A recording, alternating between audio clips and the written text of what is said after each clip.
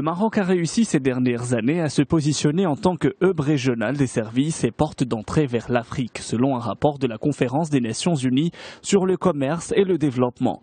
Les investissements importants dans les infrastructures, la stabilité politique et la proximité avec l'Europe sont des facteurs qui placent le Maroc en bonne position pour attirer les flux d'investissement dans les services, souligne le rapport de 2015 sur les investissements dans le monde. Les services représentent aujourd'hui 61% du stock des flux drainés par le Royaume en 2015, soit 45 milliards de dirhams, précise l'agence onusienne. Les auteurs du rapport mettent l'accent en outre sur la portée des mesures économiques et financières et les opportunités multiples que propose le pays en direction des investisseurs internationaux. 350 000, c'est le nombre d'étudiants formés par l'Office de la formation professionnelle et de la promotion du travail en 2014. En une année, le nombre de jeunes formés par l'Office a augmenté de 12%. Selon le directeur général de l'OFPPT, Larbi Benchir, cette réalisation est le résultat de l'accroissement de l'offre de formation pour différents niveaux et secteurs, à savoir le pacte d'accélération industrielle, la vision 2020 pour le tourisme, le plan Maroc vert, Rawaj, logistique et transport et les BTP. Lancé en 2011, le programme de l'OFPPT vise la formation d'1 million de jeunes à l'horizon 2017. L'Agence nationale des ports a réalisé des investissements de l'ordre de plus de 2 milliards de dirhams en 2014. Les investissements engagés par l'ANP ont particulièrement été marqués par le lancement des travaux de construction de la composante portuaire du projet Wessal Casablanca Port. L'ANP a également procédé à la réhabilitation des quais de commerce du port d'Agadir, le réaménagement du port d'Essaouira, le dragage massif du port de Tantan et la réalisation de la nouvelle zone de plaisance au port d'El Hussein.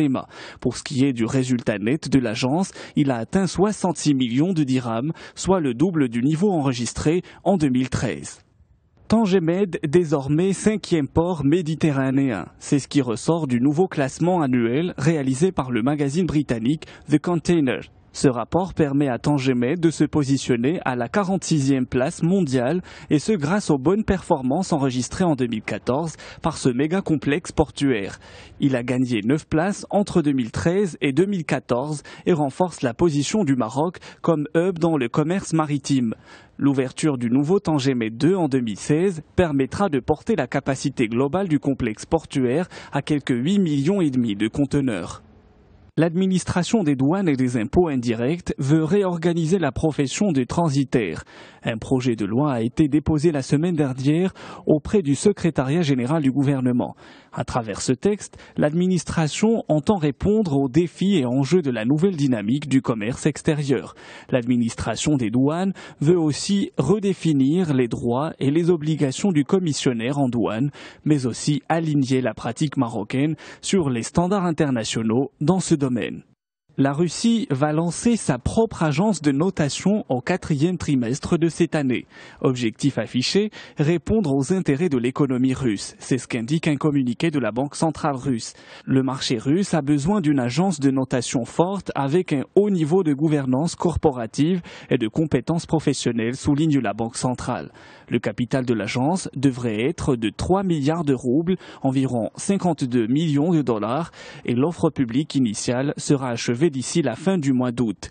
L'idée de créer une agence de notation russe a été annoncée lorsque les agences de notation internationales avaient abaissé en février la note de la Russie en invoquant la crise dans l'est de l'Ukraine et la chute des prix mondiaux du pétrole.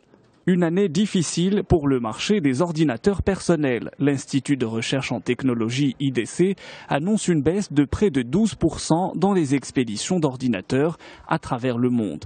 Dans son rapport, l'Institut rappelle qu'à la même période de l'année dernière, les ventes avaient été dopées par l'arrêt du support de Windows XP. Les ventes pourraient être relancées par la sortie prochaine de Windows 10, le nouveau système d'exploitation de Microsoft.